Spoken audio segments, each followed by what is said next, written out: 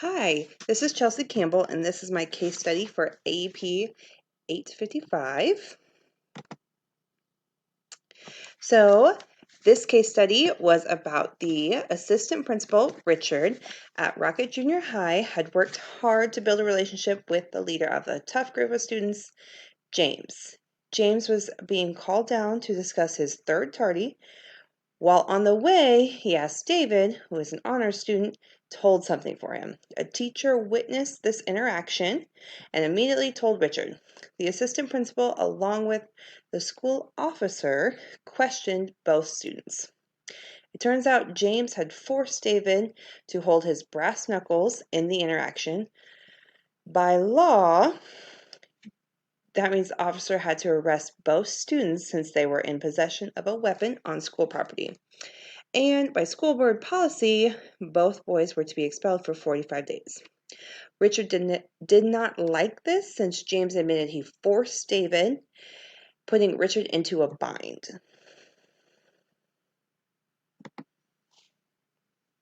So, report any legal or ethical issues.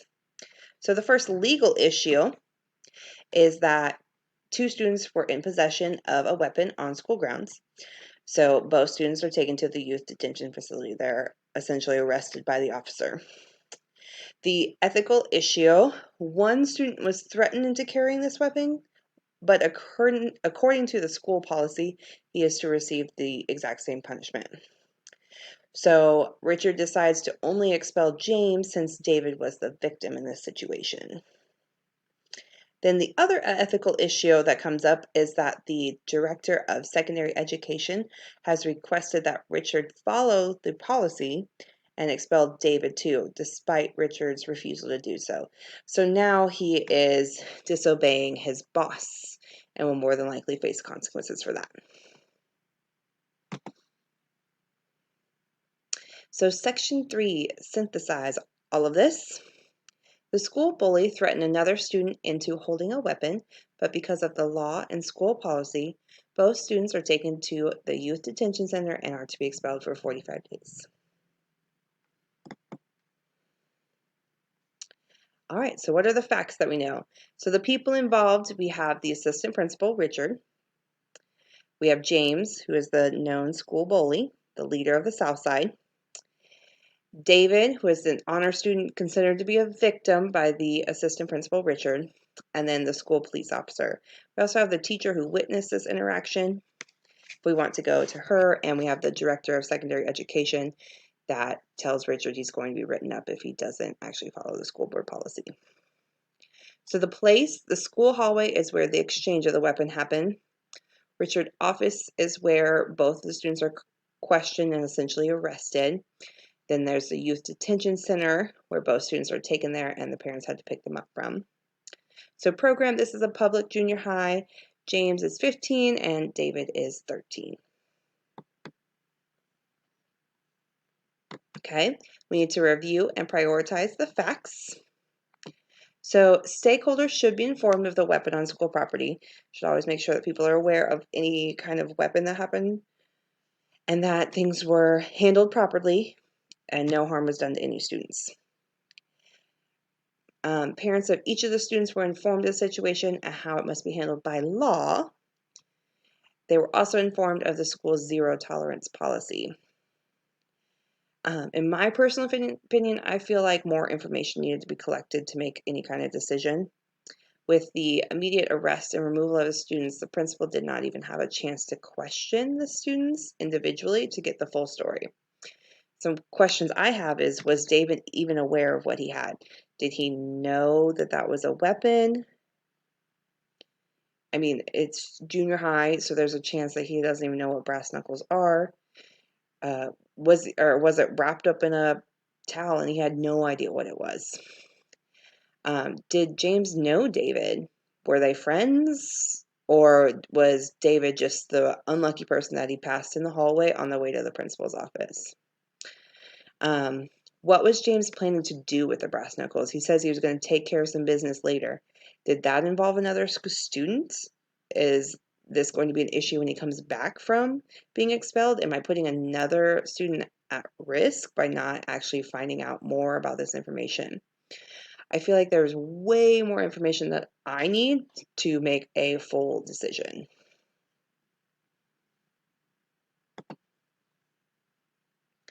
All right, so options and consequences.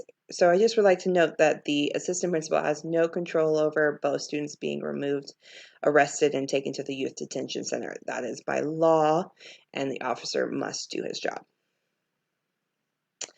The options, though, within the assistant principal's control, he could do nothing. He could expel James and not David.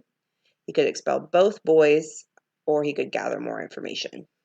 Like I said, I think gathering more information should be done no matter what before you make any of those decisions.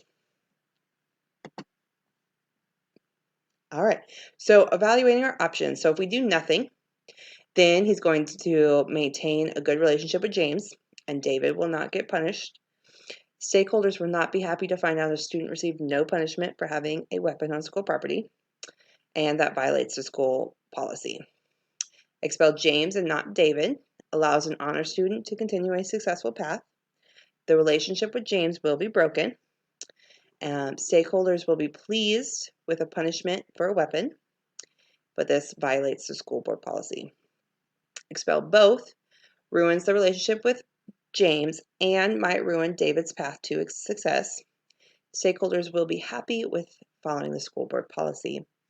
And then gathering more information, you get to speak with each student individually to find out the entire story, and this will allow for a better decision on those other three options. So I don't think gathering more information is the ultimate decision. That's what should be done before you do either of the first three options. Okay, so the decision that I would make.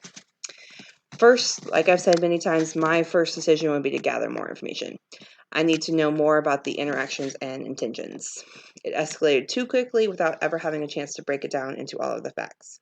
However, based off of the information I am given, I would go with the third option to expel both students. I personally don't like zero tolerance policies, but that is what the school policy is. It's my job to follow these. That is what I'm hired to do. I would make sure to address zero tolerance policies with the school board and present research on how they actually hurt more than help. So that way I won't be stuck in this situation again and I can help more students. For me, my ethics tell me I must follow the school rules and policies. Even in this case, it may be unfair to a student. I'm still not sure it would be unfair to this student. I know he reacted with tears and showed real remorse. But I don't know, was he involved in this situation at all, or was he simply just the person he passed in the hallway? I need more information to know, did he play a part in this or not, before I completely say he has nothing to do with his weapon at school.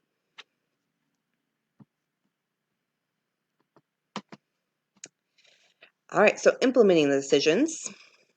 So my first step is that obviously the students are taken to the youth detention center. Parents have to be informed of the situation. They need to know exactly what happened, why they were taken to the youth detention center, and then they need to know that the school policy is, if you are in possession of a weapon, it's a zero tolerance policy and you will be expelled for 45 days. So then from there, I need to make sure I file all the proper paperwork on this situation. And then I need to set up the family with access to the district's disciplinary alternative education program. I'm assuming that's something online. I need to make sure that they can get to everything. That way, David, as the honor student, can continue with his coursework and can hopefully pick up right where he left off in 45 days. And then I need to inform the school board, make sure all stakeholders know of the situation, make sure the principal knows of the situation, and everyone is informed. So then my plan B, if this doesn't work, these students are going to have to be expelled for longer until they understand the severity of bringing a weapon to school. So I'm thinking more for James instead of David, since James is the one who actually brought it to school. He might need to be suspended longer if this does not work.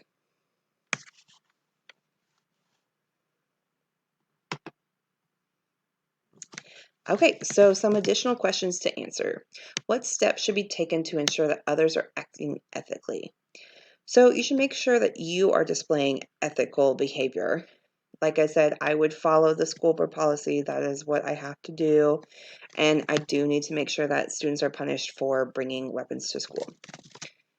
What do you do when you recognize when ethics have been breached, and what appropriate actions do you take? So once you see that the ethics have been breached, you need to do as much as you can to kind of essentially backtrack it. You need to fix it. You cannot have a situation where ethics have been breached and you just let it go, because then people think that you are unethical and think that they can get away with unethical behavior. So you need to make sure that you do whatever you can to undo it and fix it. How do you hold yourself and others accountable for ethical behavior? So the easiest thing for that is to make sure you're following all of the school rules. Make sure you're being ethical. Make sure you display ethical behavior and you're treating everyone fairly. How do you address unethical behavior as it may adversely affect students and adults?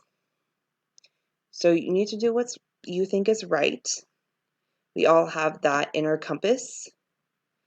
So my inner compass told me that both students needed to be expelled, whereas Richard's inner compass said that David was just a victim.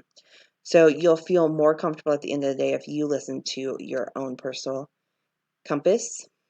And then I do think Richard acted appropriately. He didn't feel comfortable expelling both students, and he said, I'll take whatever punishment comes my way. And he accepted that. How do you employ ethical decision-making practices regarding policies? So I do think Richard handled it good. He knew where his line was and was not willing to cross it. I do think that you need to make sure that you're presenting updated research to the school board so that they can fix this policy. And how do you promote ethical behavior among faculty, staff, and students? So that again is you doing ethical things, being an ethical person, displaying ethical values. As long as you are doing the right thing, people will follow in your lead. And that is the case study. Thank you for listening. Again, this is Chelsea Campbell.